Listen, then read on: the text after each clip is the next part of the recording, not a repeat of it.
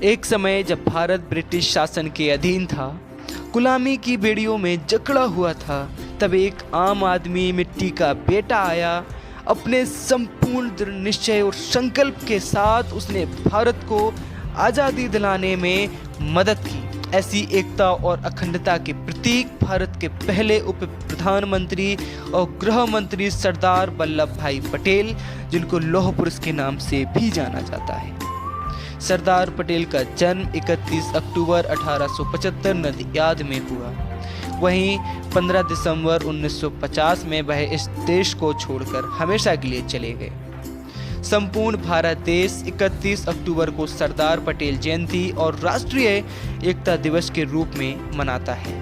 पटेल पेशे से वकील थे। उन्होंने अपनी वकालत की लंदन से पढ़ाई की थी। जब वह लंदन से भारत लौटे तब उन्होंने महात्मा गांधी को सुना और उनके विचारों से इतने प्रभावित हुए कि स्वतंत्रता आंदोलन में भाग लेना प्रारंभ कर दिया। सरदार पटेल का सबसे पहला और बड़ा योगदान 1918 में खेड़ा संघर्ष में हुआ। ये इनका पहला आंदोलन भी था। इसके सफल होने के बाद सरदार पटेल कभी नहीं झुके, कभी नहीं रुके। भारत को आज़ादी दिलाने के लिए खून पसीना एक कर दिया। संपूर्ण दृढ़ निश्चय के साथ लगे रहे, गांधी जी के साथ डटे रहे। इसके बाद बारडोली सत्याग्रह 1928 में, जो कि गुजरात में हुआ, इसका नेतृत्व पटेल स्वयं कर रहे थे। इस सत्याग्रह के सफल होने के बाद वल्लभ भाई पटेल को अब सरदार की उपाधि दे दी गई थी। आज़ादी के बाद गांधी जी के इच्छा के अनुसार सरदार पटेल ने खुद को प्रधानमंत्री की दौड़ से अलग रखा।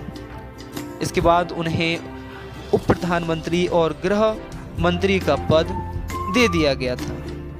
स्वतंत्रता के समय भारत में 562 देशी रियासतें थीं।